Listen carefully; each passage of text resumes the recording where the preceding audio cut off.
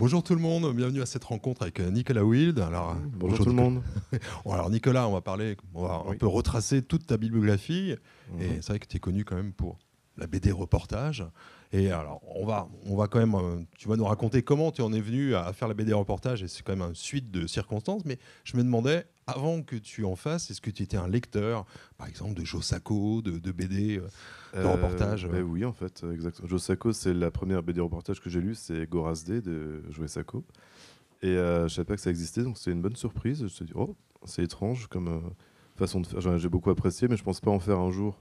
En fait, je pensais plutôt au tout début me lancer dans les carnets de voyage. J'avais fait des voyages en Inde où je faisais des croquis, je dessinais les gens comme ça, et puis j'écrivais des petits textes. Mais ça n'a jamais vraiment abouti, en fait. Et puis voilà, oh, je parle plus fort subitement. C'est incroyable, la technologie. Alors, si on lit ta biographie, alors un peu officielle, hein, celle que tu as rédigée, je crois, Nicolas Wild est né en 1977 en France. Petit, il voulait rester tranquillement chez lui en Alsace à manger du chocolat. Heureusement, une succession d'événements improbables a modifié son régime. Diplômé donc en juin 2000 donc de l'atelier d'illustration à l'école d'art déco de Strasbourg. Il part étudier aux États-Unis, puis va bossouiller. Alors j'imagine que c'est un peu bossé, c'est ça, dans un orphelinat en Inde, avant ensuite de trouver un vrai métier à Kaboul. Et c'est là en fait que ta carrière de dessinateur va prendre forme, puisque finalement, ce que tu vas vivre à Kaboul, où tu pars, si je ne me trompe pas, dessiner la Constitution, puis ensuite même servir un peu, il y a une campagne contre l'opium, et ça va donner donc ton premier livre, Kaboul Disco. Donc en fait, c'est vraiment cette succession d'événements qui a fait... Oui, c'est un peu rapide, mais c'est à peu près ça, quoi. Après, je mange toujours du chocolat, hein, j'ai pas arrêté. Mais oui, en fait, Kaboul Disco, c'est des chroniques du quotidien. Donc je suis parti à Kaboul à la base pour 3 mois et je suis resté 2 ans. Donc c'est une agence de com dont l'un des objectifs était d'aider au développement de la démocratie en Afghanistan. Donc ça a un peu marché, mais maintenant, enfin, ouais, voilà, c'est une époque historique qui est malheureusement finie. Et donc on travaille pour des ambassades ou pour des ministères afghans, donc lutte contre l'opium. On faisait des programmes sur le droit à l'éducation pour les enfants, l'acceptation des handicapés. On a fait la campagne de recrutement de l'armée afghane aussi. Et donc c'est passé sur 2 ans et il s'est passé beaucoup de choses et dans cette agence et dans ma vie et dans l'Afghanistan. Donc je me suis dit, oh, ça serait idiot de ne pas le raconter en BD, hein, franchement. Donc à l'époque j'avais un blog et je racontais un peu au jour le jour, enfin de temps en temps, des petites anecdotes, des histoires, des événements. Et après j'ai tout réécrit pour avoir une seule histoire. J'ai écrit comme une comédie en fait, de caractère. Parce que la plupart des personnes qu'on croise en Afghanistan à l'époque étaient tous relativement... Ils avaient tous un petit grain de folie, en fait. Il y a beaucoup de gens des gens qui vont en Afghanistan, pas par hasard. Ils ont des raisons, plus ou moins. Et voilà, donc au tout début, c'était assez euphorique, parce que je pensais vraiment qu'on allait reconstruire un pays, que la démocratie allait se développer.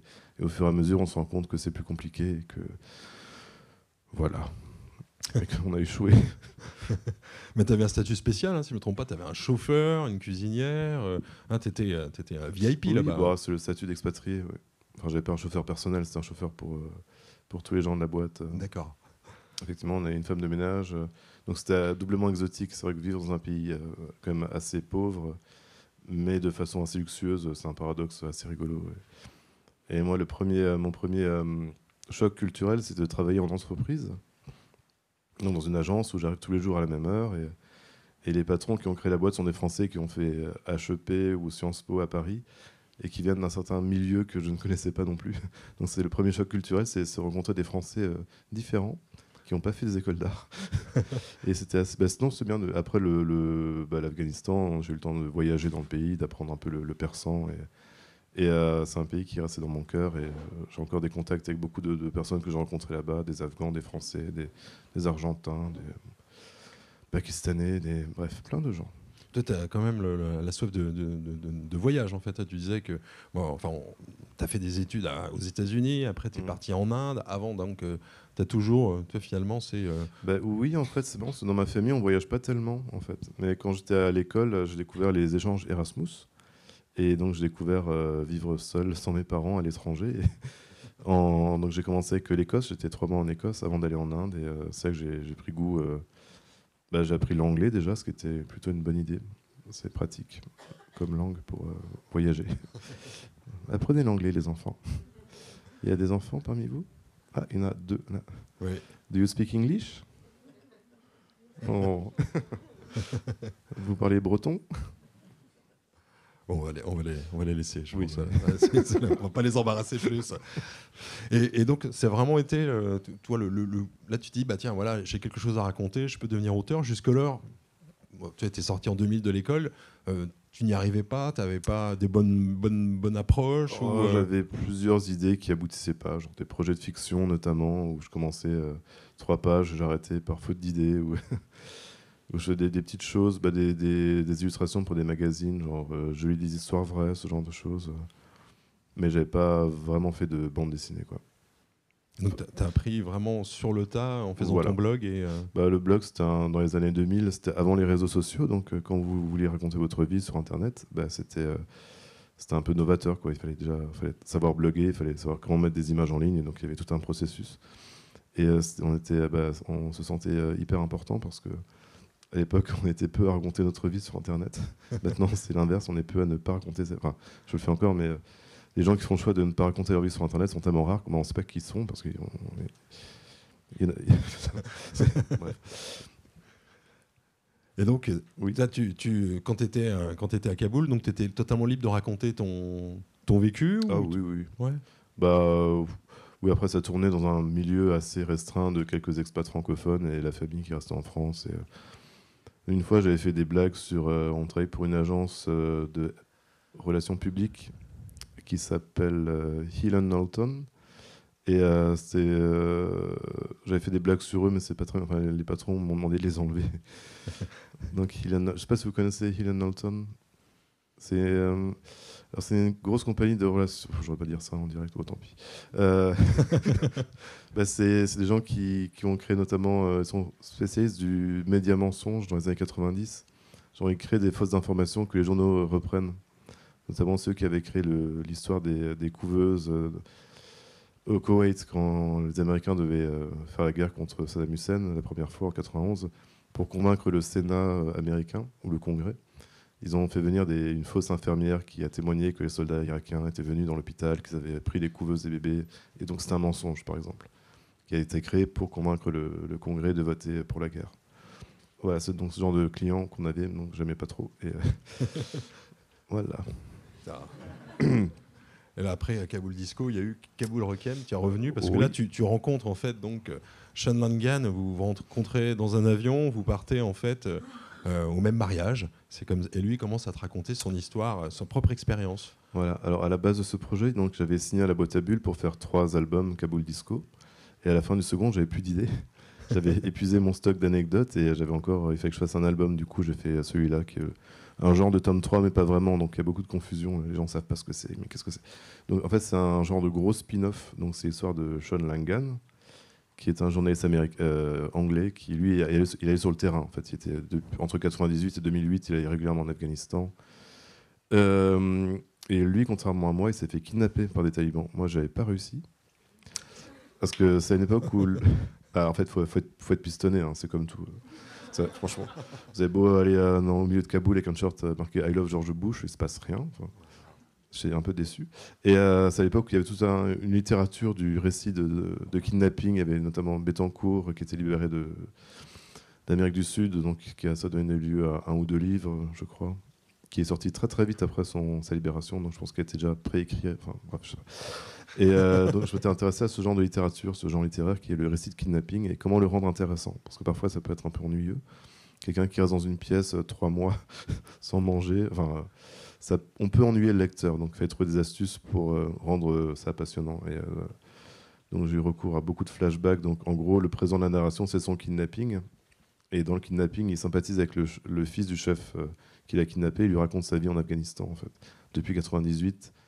2005, les différentes époques où il parle de l'évolution du pays que le petit Afghan ne connaît pas parce qu'il n'a jamais quitté sa vallée. Voilà. Et dans Kaboul Disco, c'est ton expérience, ouais. Là, c'est la sienne. Ouais. Donc forcément, lui, j'imagine que le travail de mémoire fait que parfois il a enjolivé un peu. Donc finalement, ça devient de la fiction pour toi quand tu racontes une histoire que tu n'as pas vécue. En fait, donc il a raconté une première fois l'histoire. Il se souvenait des moments les plus rigolos, genre le moment où il est stone quand il rencontre le ministre de la Justice taliban. C'est cette séquence. Je crois qu'on l'a celui-là. Ouais. En fait, oui, la page d'avant, en gros, il essaye. Donc, on est en 98 à l'époque, la première époque des talibans, vu que là on est dans la deuxième époque. Et il doit rencontrer le ministre de la Justice, donc c'est celui qui coupe les mains aux voleurs et qui décide des lapidations. Donc un personnage assez sympa. Et en fait, il arrive complètement stone au meeting et donc il n'arrive pas à se concentrer sur la. Donc le chef, le ministre, il essaie de lui expliquer les problèmes du Moyen-Orient. Genre le Moyen-Orient, vous voyez, donc il prend la salière et la poivrière et puis il explique. Le sel, ce sont les juifs, le poivre, c'est les musulmans. Et lui est tellement stone qu'il demande, en fait, il oublie qui est le poivre et qui est le sel et il redemande genre, excusez-moi, j'ai pas compris. Les juifs, c'est le poivre. Et puis du coup, il s'interrompt plusieurs fois pour expliquer. Donc c'est une scène de comédie. Et ça, c'est une histoire vraie. Mais, donc plus il est stone, plus quand il parle, l'espace entre ses mots s'élargit. Et à l'inverse, les gens qui lui parlent, l'espace entre les lettres se réduit jusqu'à devenir une bouillie de lettres indigestes. Voilà. Donc, ce qui est bien avec Sean, c'est qu'il a beaucoup d'humour en fait. Donc c'est un Anglais, j'aime beaucoup l'humour anglais, donc j'étais content de travailler avec lui. Par contre, il a été beaucoup traumatisé par son expérience et au bout d'un moment, il s'est retiré du projet au fur et à mesure. Une fois, j'étais venu le voir à Londres pour travailler le storyboard et il avait disparu. Il était pas là. On avait rendez-vous et puis et 3 jours après, il m'envoie un texto genre oui, je suis parti faire du bateau en Espagne avec un ami, désolé.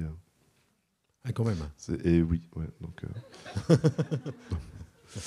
donc il y a des moments où je suis obligé d'inventer parce qu'il y a des trous dans l'histoire. Donc parfois, mais c'est des petits patchs narratifs comme ça, pour éviter que le lecteur se prenne le pied dans le tapis du récit. T'aimes bien utiliser justement des registres, tu parles de comédie, voilà, c'est pas la BD reportage ultra sérieuse, tu préfères transformer ça. L'humour c'est très sérieux. Non, parfois, oui, parfois. Par moment, enfin, quand on est sur des thématiques lourdes, il faut quand même de temps en temps donner des respirations, des moments de. Parce qu'en fait, on rigole beaucoup dans les pays en guerre, c'est difficile. Enfin, ceux qui ne connaissent pas, c'est des endroits où on a besoin de décompresser en permanence. Donc, l'humour est une forme de soupape. Mais c'est vrai que dans les reportages traditionnels, en général, même si les journalistes s'amusent beaucoup sur le terrain, ils évitent de faire des reportages drôles de peur de ne pas être pris au sérieux. Mais avec la forme de la bande dessinée, il y a une façon de raconter un peu différente, un peu de biais qui autorise, qui invite finalement ce genre de narration. Mais ça, c'est la fin de l'histoire, effectivement. C'est pour ça dire qu'il a été emprisonné, c'est ça? C'est à ce moment-là? Non, pas du tout. Même pas en du tout, fait, donc il a un fou rire nerveux. Donc à l'époque, c'est interdit de prendre de la drogue. Donc si le chef de la justice avait réalisé qu'il était stone, il aurait pu le mettre en prison, effectivement. Et là, son fixeur, donc il dit, donc il a un fou rire nerveux, et il part aux toilettes pour rigoler, pour pas rire devant le ministre de la Justice. Et donc à la fin, il y a son fixeur, donc Sami, donc c'est son traducteur. Donc le chef taliban est très fâché, il dit mais qu'est-ce qui se passe, qu'est-ce qui lui arrive? Et lui, il lui dit il a la diarrhée en fait, il a mangé quelque chose qui passe mal et du coup il est très malade. Et ce mensonge lui a sauvé la vie. Donc après vous avez la page suivante que j'ai pas mise, le chef taliban qui va le voir aux toilettes et qui lui propose des médicaments. Genre, il proposait de lui offrir du Smectalia et ça finit comme ça. Alors, c'est vrai que Kaboul Disco, ça te donnait le virus finalement de cette BD reportage dont tu étais lecteur, tu disais. Mais finalement, tu as trouvé ta propre manière. Tu fais pas du Josako. Hein. Il n'y a que Josako qui fait du Josako. Voilà, par exemple, peut-être. Mais, et donc, insistes-tu à Zarathustra, là, il y a aussi un départ finalement. Toi, Oui, alors là, c'est un projet très différent. Donc, je suis parti en Iran 2 fois. La première fois, c'est depuis l'Afghanistan, vu que c'est à côté, c'est pour les vacances, c'est pratique. On n'a pas toujours aller à Dubaï ou en Inde, c'est pour changer un peu de. Et on allait faire du ski dans le nord du pays avec des amis. Et je me suis dit, c'est fou. Enfin, l'ambiance des stations de ski en Iran était tellement folle que je voulais y retourner pour faire une BD sur le ski en Iran. et finalement, j'ai changé de sujet. Enfin, j'ai rencontré 2 franco-iraniennes à Paris, Ava et Sofia Yazdani, qui organisaient un voyage en Iran pour leurs amis parisiens, pour montrer un peu leur pays d'origine et les initier à la culture zoroastrienne, qui est leur culture. Et c'est suite à ce voyage que j'ai eu l'idée de faire ce livre. Donc j'ai appris notamment comment leur père est mort et s'est fait assassiner en Europe. Et donc il y a un peu un mystère qui tourne autour de la religion, qui elle-même est en train de disparaître. Et je vais vous montrer la dernière. Alors, donc le livre est sorti il y a 10 ans, donc je pars du principe que vous l'avez déjà lu, parce que là, je vous montre la dernière scène du livre. En 2009, il y a eu une première révolte en Iran suite c'est le mouvement vert. Enfin, il y avait des élections présidentielles en Iran, et Mahmoud Ahmadinejad a été réélu à la tête du pays, mais de façon frauduleuse. Donc les Iraniens sont descendus dans la rue pour protester contre ces élections, notamment. Là, ça se passe à Paris. On est devant l'ambassade de France, l'ambassade iranienne à Paris. Et les slogans à l'époque, c'était mort au dictateur, Marc Bar, dictateur. Et où est mon vote, qui étaient un peu les deux phrases que j'en répétais en boucle. Et l'une des icônes de cette révolte, c'est Neda. Donc c'est la fille qui est sur le panneau en haut à gauche de la deuxième page. C'est une fille qui s'est faite tirer dessus par un gardien de la Révolution alors qu'elle rentrait chez elle. Donc elle s'est prise une balle perdue et elle s'est écroulée sur le sol, et son calvaire a été filmé par un passant, et la vidéo est devenue virale et c'était devenu un peu l'une des icônes de la répression du régime iranien à l'époque. Donc là on est en 2009. Et la BD finit avec cette séquence. Enfin, la BD devait finir avec le procès de l'assassin. Enfin, bref. En fait, j'ai modifié la BD au fur et à mesure que la situation en Iran évoluait. J'avais fini le storyboard en avril quasiment. Et en juin, j'ai vu cette manifestation, enfin ce mouvement populaire, et je l'ai rajouté dans le livre. Et j'ai un peu changé du coup la structure du livre pour arriver à cette autre fin, qui finit, on finit avec une révolution, avec une révolte. Et je trouve que ça donne du pêche, une bonne pêche pour finir un livre avec des gens fâchés qui devant l'ambassade d'Iran, c'est bien. C'est une bonne façon. On devait finir au cimetière avec des amis qui allaient voir la tombe de Seouz Yazdani, et finalement on finit avec à l'époque de l'espoir, parce qu'on pensait éventuellement que le régime iranien tomberait à l'époque. Ça n'a pas été le cas. Tu t'y connaissais en zoroastrisme, ou justement pas ça a du été tout. le moteur, c'était découvrir ce que c'était Alors, donc le zoroastrisme, c'est une religion créée par Zarathustra, qu'on connaît mieux parce qu'il y a un livre que peu de personnes ont lu qui s'appelle Ainsi se parlait Zarathustra, qui est un biopic. C'est Nietzsche qui a écrit l'histoire de... Et du coup, le titre de mon livre, c'est Ainsi se tue Zarathustra, parce que ça parle justement de la fin de cette religion. Donc il y a de moins en moins d'adeptes, et c'est une religion qui est en train de disparaître. Même si dans certaines régions du monde, c'est curieux, il y a des gens qui se reconvertissent au zoroastrisme, notamment au Kurdistan irakien. C'est des gens qui ont été tellement dégoûtés de l'islamisme de Daesh, qui sont revenus à une autre version de la foi, plus ancienne et plus en osmose avec leur tradition kurde. Pour cet album, je crois que tu parles d'une œuvre de fiction inspirée de faits réels. Oui. Tu peux justement expliquer pourquoi? Parce que c'est vrai que ça sort. Alors, à la base, ça devait être une histoire vraie, mais il y a eu... Toute la famille de la victime ne voulait pas forcément que ce livre existe. Enfin, il y a des gens qui ne voulaient pas apparaître dans le livre, notamment les membres de la famille qu'on a rencontrés en Iran. Du coup, on a triché en mettant des faux noms ou en déplaçant certains événements pour brouiller les pistes, pour pas qu'on reconnaisse exactement qui apparaît dans le livre. Donc à partir de là, on peut plus dire que c'est une histoire vraie, donc on dit que c'est une histoire inspirée du réel. C'est quelque chose qui t'arrive souvent de devoir... Là, c'était un cas un peu unique. Après, avec Kaboul Disco, je racontais ma vie à moi, donc après, je charriais un peu les amis et les autres personnes qui apparaissent dans le livre. J'ai quand même changé tous les prénoms et tous les noms. Ce qui était mieux, en fait, parce qu'une fois qu'on change le nom et le prénom d'une personne, on est plus à l'aise pour parler d'elle, parce qu'il y a moins le filtre de « Ah, comment elle se fait ?» À partir du moment où vous donnez un autre nom à quelqu'un, cette personne nous appartient. Et vous le renommez, donc c'est comme voilà. Et donc et on peut, dans le nom et le prénom, donner des indications sur leur caractère. Comme dans Kaboul Disco, il y a beaucoup de personnages. J'ai un ami qui était toujours triste et bougon, il s'appelle Tristan Bougon. Du coup, les gens le repèrent directement. Et Valentin Spido, donc son vrai nom, je ne peux pas le dire parce que... c'est parce qu'il est là. Il est toujours speed. Enfin, voilà. Ah oui, c'est ça. Et puis ce genre de choses, quoi. Ah oui. Là, on parlait. Hop. Il y avait encore cette séquence. C'est vrai que...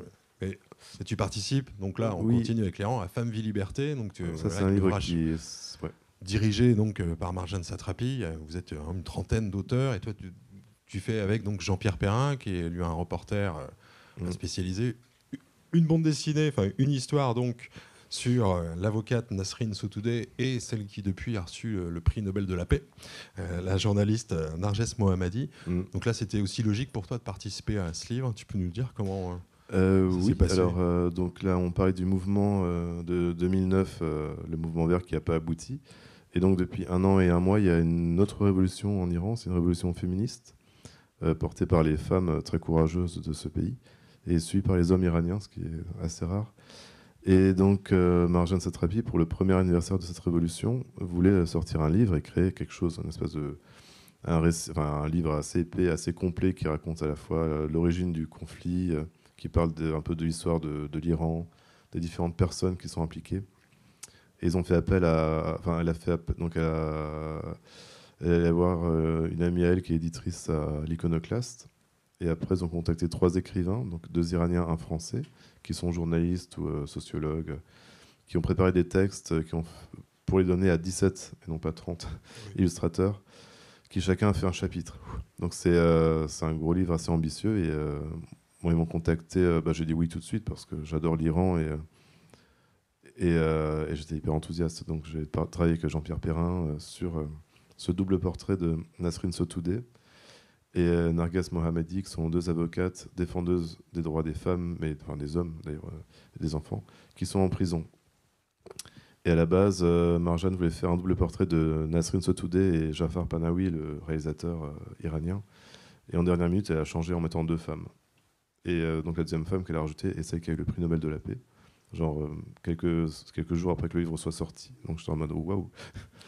Et le mouvement Femmes, Vie, Liberté a eu le prix Sakharov des droits de l'homme de la Commission européenne, de l'Union européenne, enfin bref, de l'Europe. Donc voilà, c'est beaucoup d'encouragement. C'est une façon de dire aux Iraniens qu'on pense à eux, qu'on les oublie pas, même si on a peu de chance de voir le régime iranien tomber une fois de plus. Il est vraiment accroché, quoi.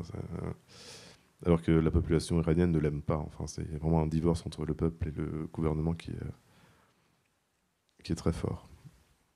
Et tu parlais de ton attachement pour l'Afghanistan, aussi l'attachement pour l'Iran. En fait, chaque pays dans lequel tu résides pour faire un livre ou pour... tu restes connecté, tu as toujours beaucoup de contacts. Ouais. Oui, donc l'Iran, la dernière fois, c'était en 2008, donc ça date un peu. Mais après, quand je me suis installé à Strasbourg, j'ai rencontré beaucoup d'Iraniens et beaucoup d'Afghans en Alsace. Ils étaient déjà là avant, mais je ne les voyais pas parce que l'intérêt pour ces 2 régions du monde était plus faible. Notamment, il y a Stras Iran, qui est l'association iranienne qui organise des quinzaines culturelles iraniennes à Strasbourg tous les 2 ans. Et qui sont devenus des amis aussi. Donc, c'est toujours des gens avec qui on peut bien manger iranien.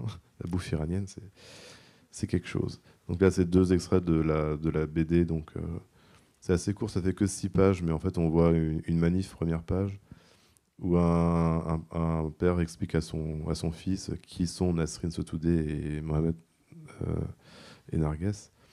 La dernière page, c'est... j'ai mis en image un des reportages de Narges Mohammadi qui parle de la torture blanche. C'est une façon de torturer les femmes qui consiste à les enfermer dans une pièce toute blanche où il fait jour tout le temps. Il n'y a pas de son, il n'y a rien. Et les femmes qui restent emprisonnées perdent leur santé mentale au bout d'un moment. Donc c'est une forme de torture assez psychologique très forte et très horrible en fait. Et elle a écrit ce livre, La torture blanche, en étant elle-même en prison à partir de témoignages d'autres prisonnières. Donc elle est assez balèze en tant que journaliste pour continuer à travailler tout en étant enfermée. Juste un autre de tes ouvrages là qui est plus, là, c'est plusieurs pays en fait, c'est plusieurs reportages qui sont réunis. Pour toi, on verra qu'il y a quand même une exception dans ta bibliographie où finalement tu n'es pas allé très très loin, c'est en Seine-Saint-Denis, mais en revanche tu aimes quand même beaucoup voyager et ramener des choses. Tu dis que justement la bande dessinée c'est un moyen de faire des reportages qu'on ne peut pas faire autrement. Oui, sûrement. Ouais. En fait, l'avantage de la BD, c'est qu'on n'a pas besoin de grand-chose quand on part ou à l'étranger ou quelque part. On a besoin d'un carnet, d'un crayon et on peut se faufiler un peu n'importe où. Et quand on dessine, en général, les gens trouvent ça plutôt sympathique, donc ils se méfient pas de vous. C'est notamment pratique pour le dernier reportage que j'ai fait sur la Russie, par exemple. Donc c'est un pays où c'est très dur on peut plus vraiment aller là-bas en tant que journaliste, donc on peut pas y aller avec une caméra ou une équipe de télé, mais avec un carnet de croquis, vous pouvez dessiner les gens et ils sont contents. Et à travers la rencontre et le dessin, ils parlent très spontanément, librement. Donc c'est une façon. Oui, c'est une façon. Tu prends parfois des photos quand même quand tu... Oui, oui, beaucoup. Ouais. Bah, un peu de tout, à la fois des objets du quotidien, des voitures, pour reconstruire le pays. Parce que on n'a pas toujours le temps de dessiner. Parfois, les journées vont assez vite. Contrairement au carnet de voyage où on s'installe, on se pose quelque part une demi-journée, on bouge pas, puis on dessine un décor, par exemple. Là, quand je fais un travail à base de rencontres, d'interviews, bah, entre la prise de notes, enfin, le mouvement, on n'a pas le temps de dessiner, donc parfois je fais des trucs. Oui, alors donc ce livre-là, c'est un recueil de plusieurs reportages courts. Donc Mondo Disco, c'est un très mauvais titre parce que les gens confondent avec Kaboul Disco. Du coup, ils pensent que c'est le tome 4 de Merle. Pas du tout. Et donc, j'avais fait, en gros, c'est un reportage, il y en a un sur un camp de réfugiés au Népal, un sur la catastrophe de Tchernobyl en Ukraine, un autre sur l'urbanisme à Phnom Penh, et c'est des projets différents, c'est ou pour Arte, pour leur site internet, ou pour un magazine, ou j'étais en résidence dans des instituts français parfois. Enfin, donc c'est plusieurs projets qui étaient un peu étalés dans le temps et dans l'espace que j'ai réunis pour en garder une trace en fait. Et que tout ce qui est sur internet disparaît au bout d'un moment. Donc j'ai perdu beaucoup j'ai un blog qui a disparu par exemple. Et le papier c'est quand même ce qu'il y a de mieux pour garder la mémoire des choses. Tu parlais tout à l'heure de la nécessité d'apprendre l'anglais, mais tu as pris le persan aussi. Est-ce qu'il y a d'autres... Ouais, Tu arrives à te faire comprendre. Oui, les trucs un peu de base, genre où est l'ambassade, combien coûte ce steak, 2-3 phrases de poésie, oui, mais... Où il y a du chocolat. Oui. Mais tu maîtrises d'autres langues, en fait, c'était ça Non, je parle couramment russe et coréen aussi. Non, c'est pas vrai. J'ai une licence en swahili ancien. Je fais des jeux de mots en chaldéen aussi. Mais en fait, la langue la plus poétique, c'est l'araméen, sans conteste. Hein, voilà. Après avoir tout essayé. Non, en fait, je parle anglais, français, un peu allemand, un peu persan, et après, je connais des phrases genre bonjour, comment allez-vous en plusieurs langues. Alors on reparlera de ce que pensent les Russes, ton dernier Oui. livre, mais là, donc, c'est dès 2016, tu es à Kiev déjà, pour tout à fait autre chose. Oui. En fait, c'était pour le 30e anniversaire de l'explosion de la centrale de Tchernobyl. Arte avait donc, tous les 5 ans, ils font un événement, genre 20 ans plus tard, Tchernobyl, où en sommes-nous, avec une soirée théma. Ou 25 ans plus tard, Tchernobyl, où en sommes-nous? Et là, 30 ans plus tard, Tchernobyl. Et du coup, où est-ce qu'on en est? Du coup, ils ont envoyé une équipe de télé là-bas déjà qui faisait un reportage sur la centrale. Et moi, je les ai un peu suivis et j'ai un peu fait mon propre projet. En fait, j'ai retrouvé 4 artistes qui travaillent sur Tchernobyl, en fait, sur la thématique du nucléaire, de la destruction. Et il y en a un qui fait un peu du néo-cubisme. Et parmi ces 4 artistes, 2 sont des anciens techniciens de la centrale atomique de Tchernobyl, qui du jour au lendemain se sont retrouvés au chômage technique. Oui. Et le 4e est un réfugié palestinien qui vit à Kiev. Donc ça, c'était encore plus étrange, et qui travaille sur la thématique de l'atome. Donc voilà, donc c'est des portraits de ces 4 artistes. Et après, on est allé à Tchernobyl aussi. Enfin, l'un des artistes revient régulièrement dans son appartement à Pripyat, dans la zone interdite, et il peint des fresques murales dans son ancienne maison. Et il fait un musée éphémère et difficile d'accès que j'ai pas trouvé en fait. Il m'a donné les indications pour trouver son musée, mais comme toutes les rues sont pareilles et qu'il n'y a pas de nom aux rues, il y a pas de. Je n'ai pas trouvé. Ouais. Donc petite déception. Sur la fin du reportage, on finit un peu sur. C'est un peu la quête. J'ai trouvé le musée éphémère. Et leur groupe artistique s'appelle Strontium 91. D'accord. Et là, en fait, ce qui est marrant, c'est que la fixeuse, j'avais embauché une fixeuse à l'époque qui est de dos sur la première page, Oksana. Et j'ai un peu perdu contact avec elle depuis 2016. Et je l'ai revue la semaine dernière, il y a 2 semaines, au festival des reporters de guerre de Bayeux. Ils avaient invité l'Ukraine, c'est le pays invité de la session. Et elle était là. Donc je me suis dit, oh, Oksana. C'était hyper émouvant.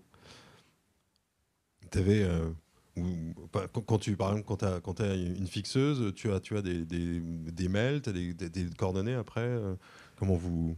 On avait un peu échangé quand j'ai créé la BD. Je montre un peu les planches pour voir si ça correspondait bien à ce qu'avaient dit les gens.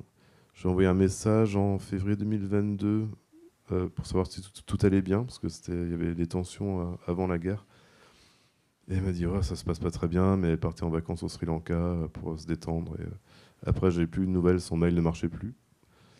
Et voilà, donc j'ai revu une fois à la télé parce qu'elle était fixeuse d'un journaliste français qui est mort en Ukraine, à Bakhmut ou à Mariupol, je sais plus. Donc elle avait témoigné de ça à la télé, donc j'avais revu à la télé. Et c'est là que je me suis rendu compte qu'elle était fixeuse pour des journalistes. Parce qu'à l'époque, elle était prof de russe au lycée français de Kiev. Elle n'était pas vraiment fixeuse. C'est une amie d'amis que j'avais contactée.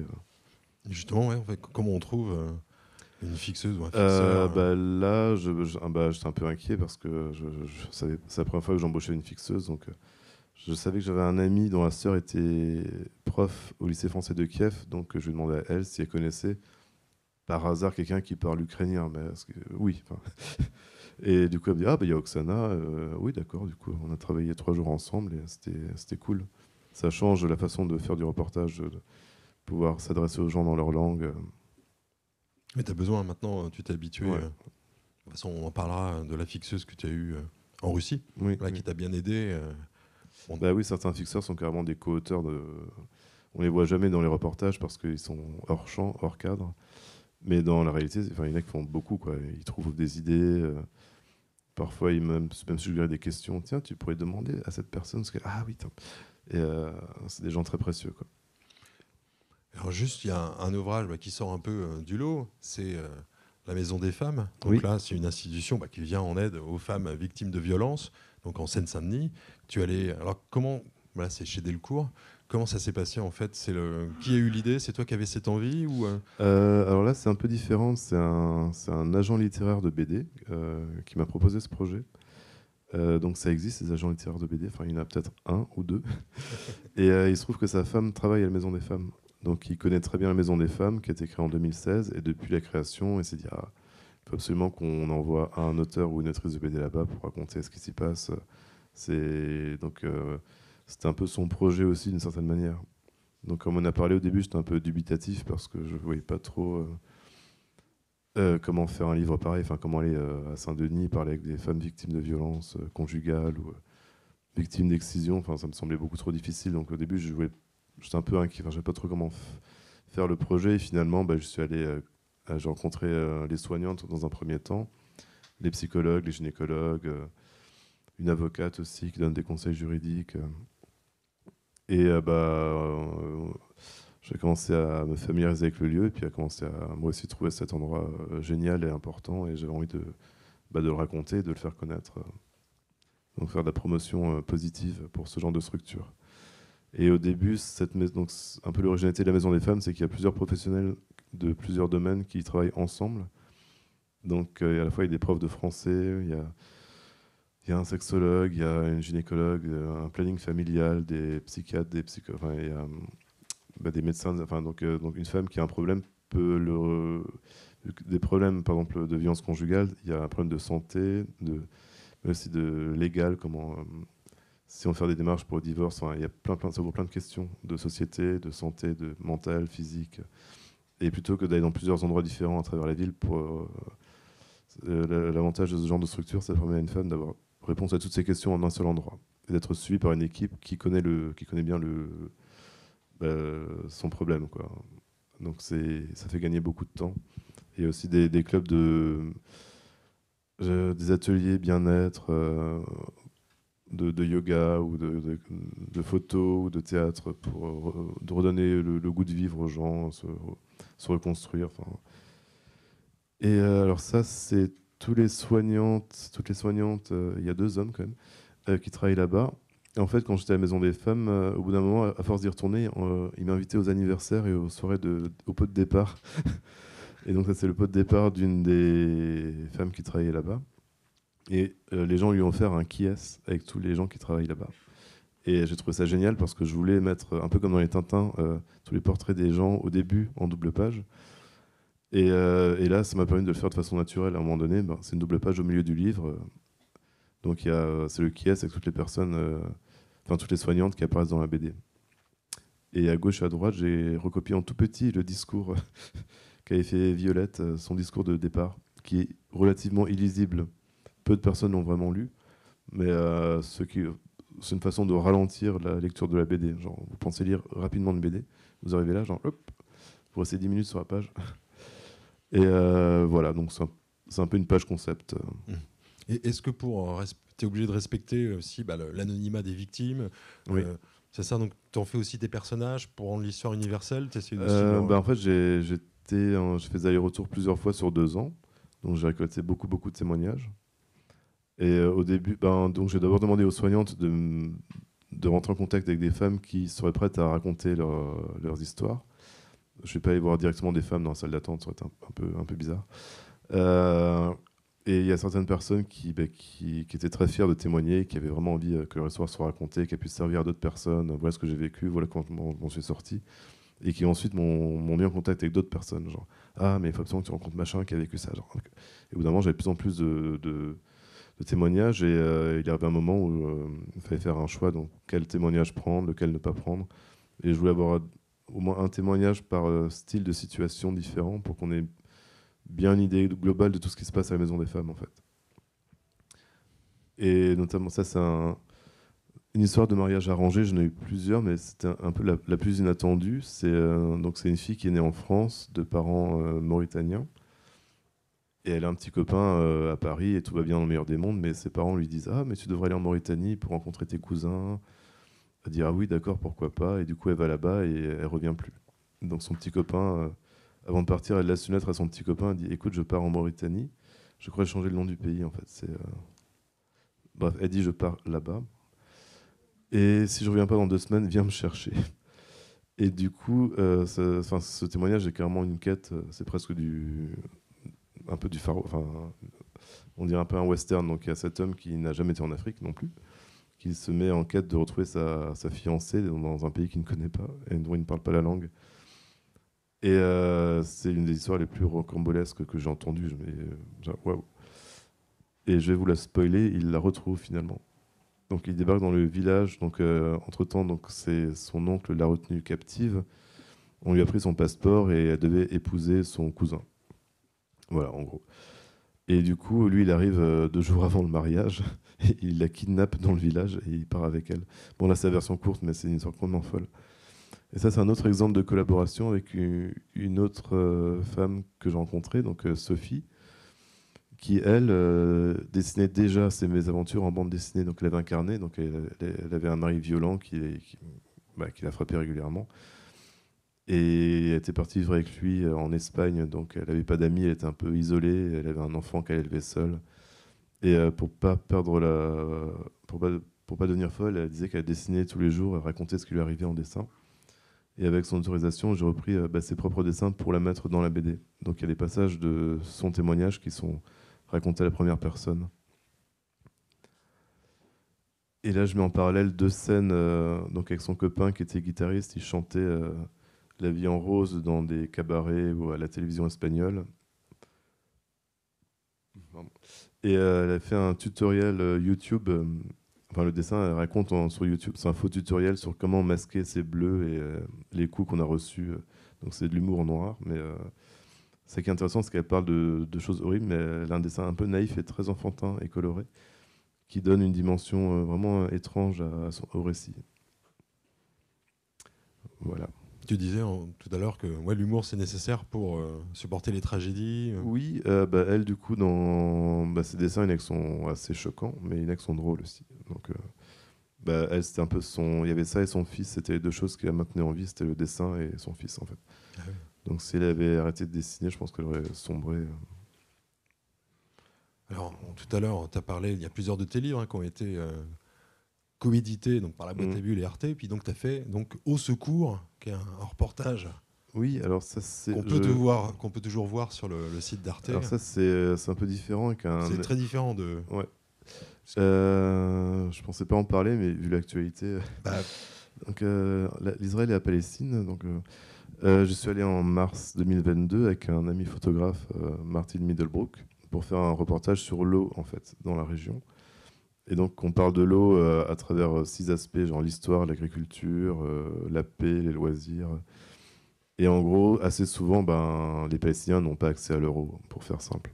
Mais on détaille plusieurs exemples, plusieurs situations. Et on a comme trouvé quelques belles histoires de collaboration entre Palestiniens et Israéliens, notamment quand il y a des incendies géants.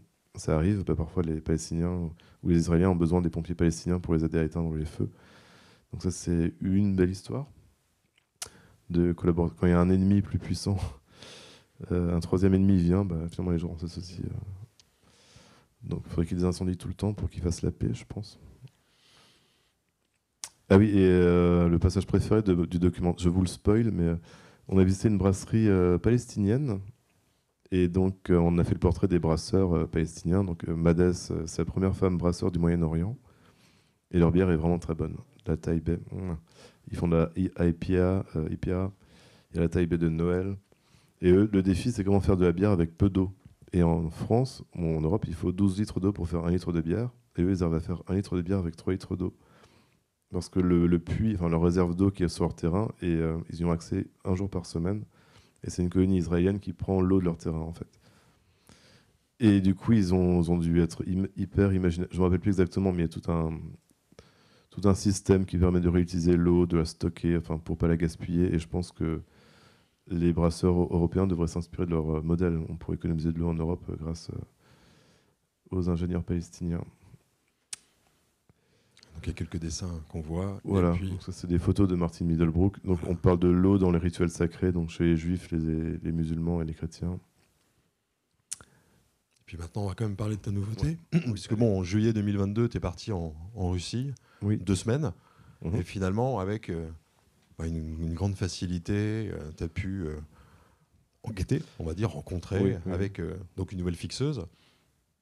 Oui, donc là, c'est aussi une commande à la base. Donc c'est un média indien. Voilà, c'est ça, tu parles au début, en fait. Oui, qui s'appelle Canvas. En fait, j'ai une amie indienne de longue date qui s'appelle Amrita Patil, qui est autrice de BD, et qui m'a proposé de travailler avec eux au développement de Canvas.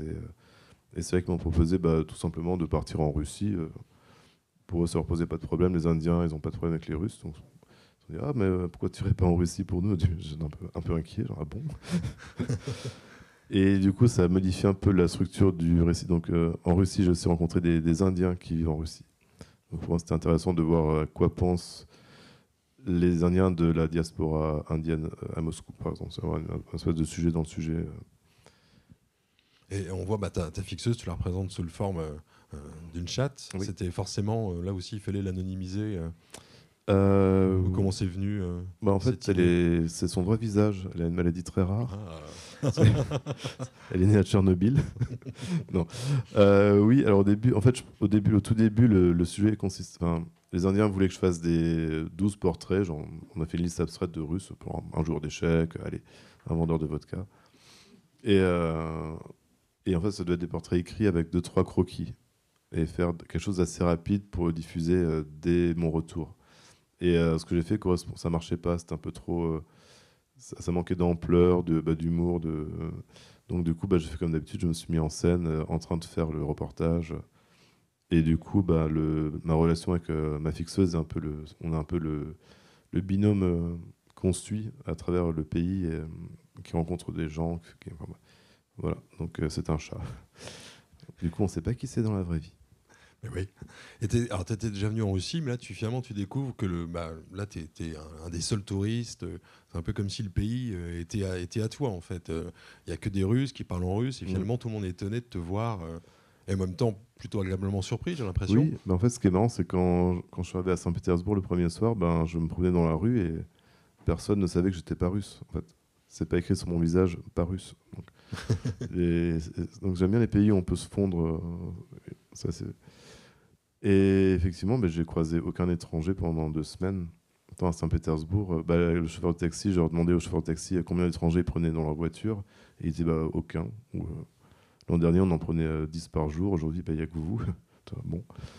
Mais il y a quand même d'autres étrangers qui sont en Russie. Je ne les ai pas croisés, mais ils sont moins nombreux, forcément. Et tu avais fait donc cette commande de 12 portraits, finalement, tu avais pris des contacts. En fait, après, je suis parti de la première liste indienne et je l'ai augmenté. Je me suis dit, tiens, qui c'est que j'aurais envie de voir en Russie? Donc, je voulais voir notamment un militaire qui était en Afghanistan dans les années 80, par exemple, pendant la guerre soviétique, et un Indien aussi. Et je vais voir une militante LGTB de Saint-Pétersbourg. Enfin, c'est des personnages que je voulais vraiment rencontrer. Donc, je savais pas s'ils existaient, mais après, avec la fixeuse, 2 semaines avant d'aller là-bas, elle a fait des recherches, genre quel genre de personne. Ah, mais il y a telle personne que je connais qui pourrait t'intéresser. Il y a cette femme artiste qui est hyper intéressante. Et on a fait une espèce de proto-casting comme ça, une liste assez longue. Finalement, on est passé de 12 à 30 personnes. Et sur place, certaines personnes n'ont pas pu nous voir et on a rencontré d'autres personnes qui n'étaient pas prévues. Donc c'est un peu un mélange de préparation, d'improvisation. C'est ça, il y a l'artiste, et puis après, il y a aussi cet homme d'extrême droite que tu croises à un moment et qui te parle, ferme élogieux hop. Un homme d'extrême droite, lequel déjà? Oui, celui-là, là, ouais. Alors, qui parle de Marine Le Pen, Mireille Mathieu. Marine Le Pen est très populaire en Russie. Et Louis de Funès aussi. C'est important d'avoir à chaque fois une part d'improvisation où tu sais ce que tu cherches de toute façon. Oh bah oui. Enfin, c'est ce qui fait un voyage aussi, c'est les surprises. Si tout est prévu à l'avance, déjà c'est impossible. Rien ne se passe comme prévu. Ça t'est déjà arrivé qu'un voyage se passe exactement comme prévu et c'est décevant ou ça n'arrive jamais? Non, ça m'arrive de faire des voyages où il se passe rien.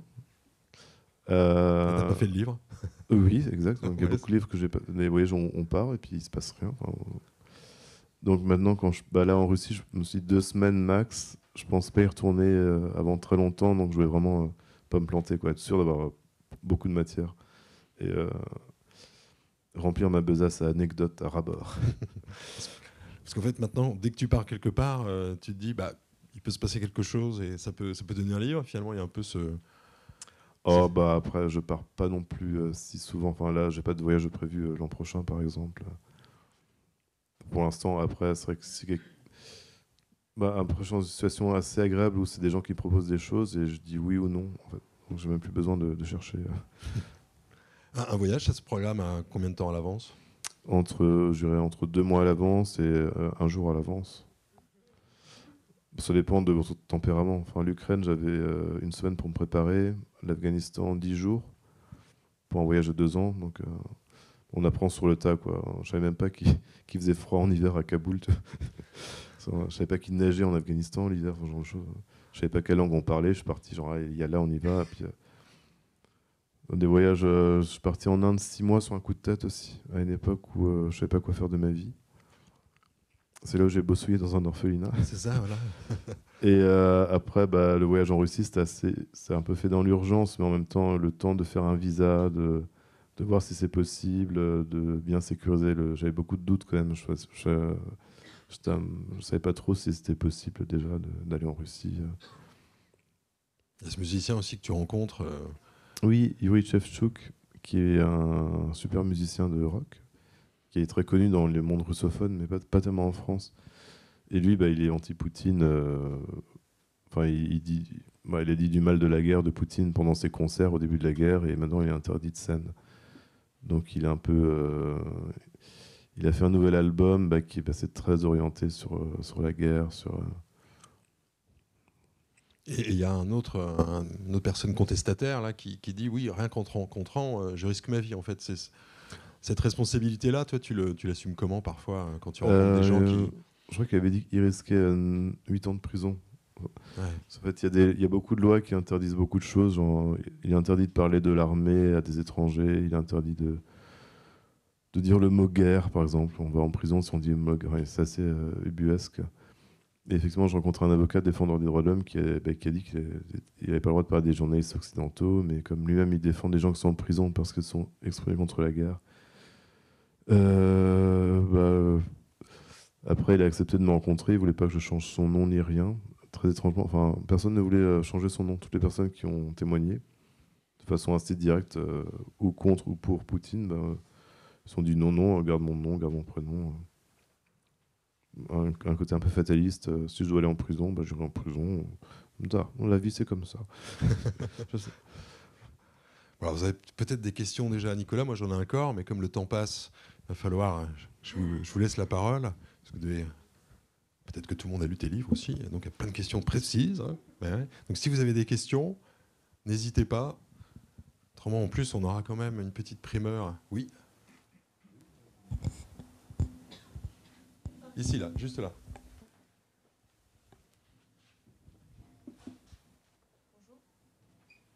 Il va.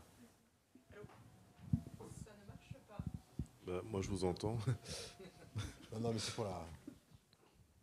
Appuyez sur le bouton. Allô? Oui, bonjour. Juste une question. Quand vous êtes allé en Russie, est-ce que vous n'avez pas craint pour vous-même d'avoir des ennuis avec les autorités russes? Non, parce qu'avant de partir, j'avais parlé avec d'autres journalistes français qui étaient allés en Russie pendant la guerre. Ils pouvaient encore avoir des visas jusqu'en avril 2022. Et les visas de journalistes durent 3 mois. Donc les journalistes sont allés en Russie jusqu'en mai, même juin. Donc je l'ai rencontré, grâce à des amis d'amis, je suis rentré en contact avec pas mal d'entre eux, 3. Et ils m'ont tous rassuré, genre oui, tu crains rien, tu fais rien d'illégal. Et après, le fait de travailler avec une fixeuse qui était avec moi 24 heures sur 24 et qui était elle-même quelqu'un de très rassurant, très professionnel, qui a fait ce métier avec plein de journalistes et qui disait que... Donc non, finalement, j'étais assez rassuré. Un peu inquiet quand même le jour avant. Et quand j'ai pris l'avion à l'aéroport, je suis passé par Dubaï vu qu'il n'y a plus de vol direct. Et quand je suis arrivé à Dubaï, à la porte, je suis dans un avion, il y avait plein de Russes. J'étais genre, oh là là. Et je regardais autour de moi, mais c'était des gens comme vous, des parents avec des enfants. Mais j'étais un peu inquiet. Et puis à la douane aussi, mais finalement ils m'ont laissé passer. Bizarrement, c'était assez facile. Une autre question? Ah oui. Bonjour, c'est une question un peu technique. Comment est-ce que vous faites pour prendre vos notes? Parce que vous disiez, je remplis ma besace à anecdotes. Ça doit être difficile après, quand on rentre en France, de faire le tri ou de savoir se relire, juste bêtement. Est-ce que vous avez une technique particulière pour ça? Alors, une technique pour se relire? Non, mais pour prendre ces notes. En fait, j'ai un carnet assez simple. Et en fait, le fait que je travaille avec une interprète, le temps qu'elle traduise les questions, qu'elle traduise les réponses, j'ai eu le temps de noter assez proprement, finalement. C'est toujours un décalage de 5 minutes entre chaque. Et je notais, j'essaie d'aller. Il y a des moments où les gens parlaient tellement vite que je les ai filmés quasiment en train de parler, et puis l'interprète a traduit ensuite les vidéos. Notamment la rencontre avec le chanteur russe. En fait, il nous a accueillis chez lui, et puis il adore le vin rouge, donc il nous a fait boire.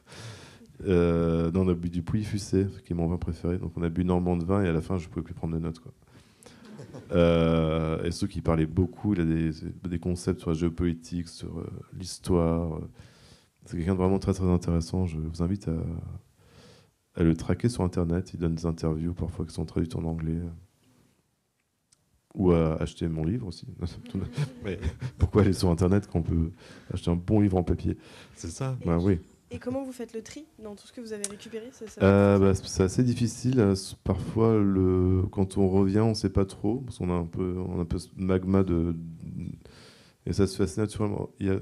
Assez vite, je sais quelle histoire je veux vraiment raconter. Il y a toujours 2 ou 3 qui sortent du lot. Donc je me concentre sur celle-là. Je dis, cette histoire elle est vraiment bien, il faut absolument que je la mette. Et après, des histoires... on ne sait pas trop. Par exemple, à Saint-Pétersbourg, j'ai rencontré beaucoup de jeunes qui sont anti-guerre, mais je n'avais pas à faire 3 fois le portrait d'un jeune qui est anti-guerre, c'était un peu répétitif. Donc j'ai pris celle qui était la mieux, qui a le récit le plus édifiant et le plus fort. Et après, ça arrive que j'arrive pas à me relire, mais je reste en contact avec ma fixeuse, et parfois, quand je me souvenais plus, je lui demandais. En fait, sur WhatsApp, on échange encore régulièrement. C'est pas facile. Parfois, il y a deux séquences que je regrette de ne pas avoir mises, qui me manquent en fait. Je me suis rendu compte que j'ai mis trop de gens qui sont opposés au régime et pas assez de gens qui sont pro-régime, alors qu'ils sont plus nombreux. Donc il y a un espèce de décalage par rapport à si on voulait faire quelque chose de plus...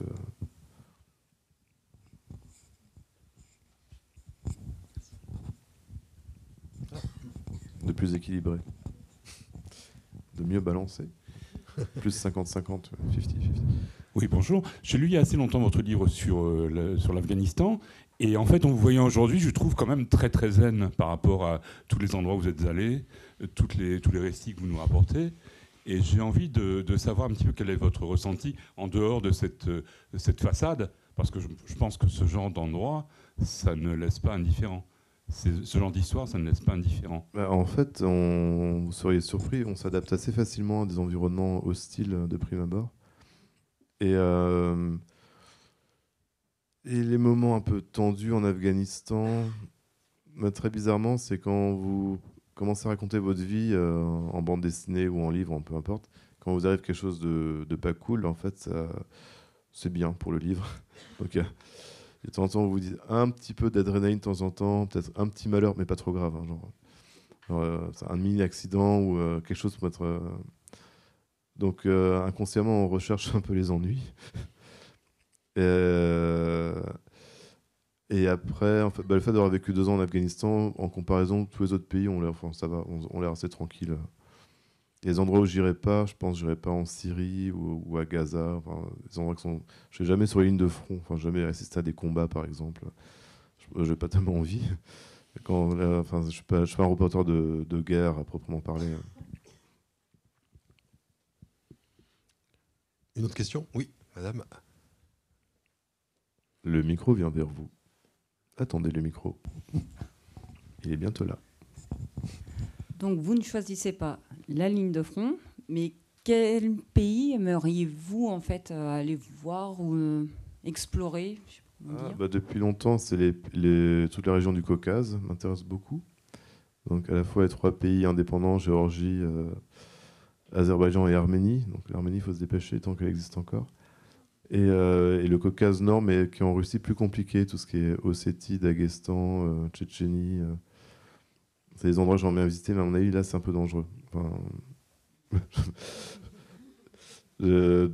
déjà, l'Arménie et l'Azerbaïdjan, c'est un peu compliqué, mais j'aime bien les zones qui sont vraiment à cheval entre l'Asie, la Russie, l'Europe, une espèce de carrefour. Et en plus, c'est des pays qui ont une identité très forte, leur propre langue, leur propre religion. Qu'on connaît assez mal. Donc, voilà, ça m'intéresserait d'aller là-bas. Mais j'ai pas trouvé à la base, le projet sur l'eau, on devait le faire dans ces 3 pays, quand on a proposé le projet à Arte. Donc, au secours, parler de l'eau au Caucase, et finalement, c'est devenu Israël. On voulait faire un épisode 2 sur le Caucase, mais finalement, on va pas en faire. Une autre question?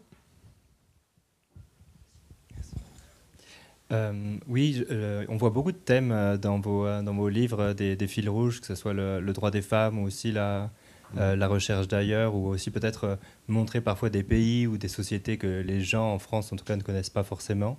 Juste pour comprendre entre le développement, les droits humains, le droit des femmes, etc. Quels sont vraiment les fils rouges que vous gardez pour choisir des projets à venir? Et je pense aussi à ce livre sur la Maison des femmes. En fait, il y a des thématiques que j'ai découvertes un peu par hasard. C'est vrai que comme je suis très attaché à l'Afghanistan, dès que je peux remettre de l'Afghanistan dans un projet, j'y vais.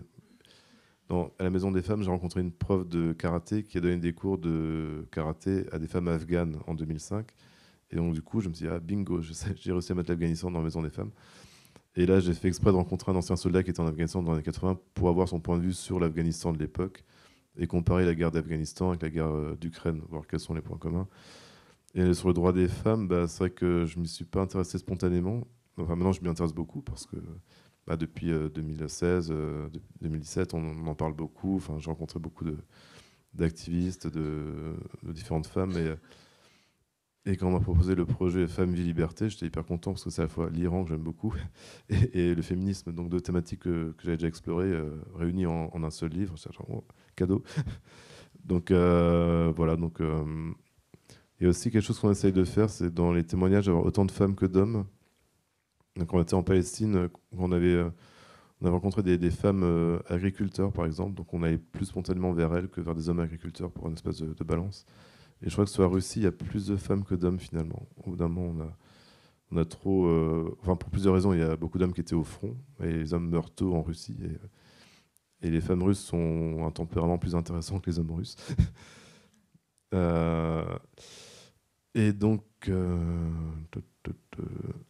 Après, oui, il y a des thématiques... j'aime bien, en fait, un peu comme si tous mes livres étaient un seul livre, d'avoir une espèce de... Entre le tome 1 de Kaboul Disco et ce livre sur la Russie, finalement, c'est une seule histoire. On pourrait les lire les uns à la suite de l'autre. Vous devez les lire les uns à la suite de l'autre. Pas cher. Et en fait, voilà, c'est un peu comme les albums de Tintin où on retrouve des personnages d'un album à l'autre, où il y a un petit astérix. Lisez Le secret de la licorne. Oh. Et je fais beaucoup les petits astérix du placement produit un peu tout le temps. Relisez Ainsi se tue Zarathustra. Pour donner mauvaise conscience aux lecteurs qui l'ont pas encore lu. Ou les lecteurs qui l'ont dit genre, mais oui, mais bon sang, c'est bien sûr, je m'en souviens. Voilà, donc c'est un peu un travail un peu multiforme. Mais j'aime bien me laisser surprendre aussi par pas forcément choisir à l'avance, mais un peu, je tombais par hasard sur zoroastrisme, je savais même pas ce que c'était. Mais en tombant, comme j'aime bien l'histoire de façon générale, dès qu'il y a un pan de l'histoire que je connais pas, je suis genre, oh, c'est comme un cadeau, genre. C'est un peu comme dans les rêves où on ouvre une pièce dans un appartement qu'on connaît pas et puis on découvre des nouvelles pièces dans son appartement. C'est un rêve que font des gens. Moi, par exemple. Et c'est un peu ça, quand on découvre un nouveau pays, une nouvelle culture, c'est genre, oh, ça alors, il y a une pièce en plus. Et du coup, on veut l'explorer, et puis ça devient assez ludique. Qu'est-ce qu'il y a dans cette pièce? Comment la raconter? D'autres questions? Il y a plein de questions. Mais oui. Bonjour. Je voulais savoir si, quand vous êtes en déplacement, vous avez un statut de reporter, pas de guerre, mais de reporter tout court qui pourrait vous protéger en cas de grosses emmerdes. Non, en fait, ça dépend des projets. Quand j'étais à Saint-Denis, j'avais un statut d'auteur de BD qui raconte des histoires. En Russie, j'avais surtout pas le statut de reporter. Ça m'aurait attiré des ennuis. En Iran, non plus. Donc en Iran, quand je faisais les visages, de profession, je mettais graphiste, par exemple. Un truc neutre et globalement inoffensif.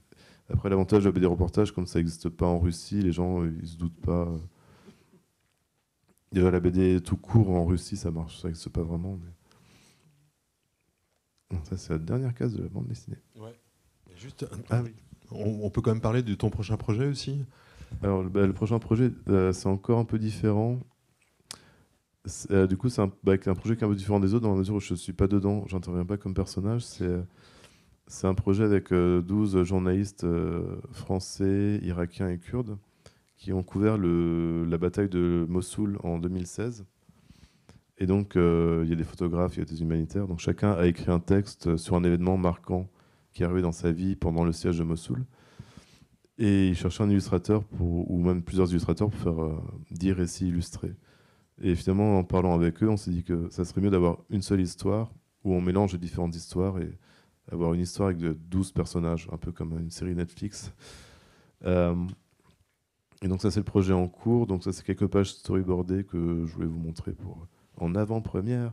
Donc là, c'est les pages storyboardées. Vous voyez, c'est un peu le style plus rapide. C'est du storyboard assez poussé parce que je le montre aux journalistes. Donc c'est des gens qui existent vraiment. Là, vous avez Samuel Fauré, par exemple, qui à l'époque était reporter de guerre de terrain pour le Figaro. Maintenant, il est à Jérusalem pour le journal Libération. Et là, vous avez Mitak, c'est un jeune Irakien qui aujourd'hui est journaliste. Et au début de l'histoire, il avait 16 ans, c'était un enfant. Et il s'est improvisé fixeur. Il a fait croire aux étrangers il a fait une fausse carte de fixeur. Il les mettait dans tous les hôtels de Erbil. Alors qu'il ne fixait pas du tout, mais il avait besoin d'argent. Donc il s'est improvisé fixeur. Et finalement, il a fini par le devenir. Maintenant, il est journaliste, en fait. Donc c'est un peu l'un des personnages principaux dans la mesure où son évolution est la plus intéressante.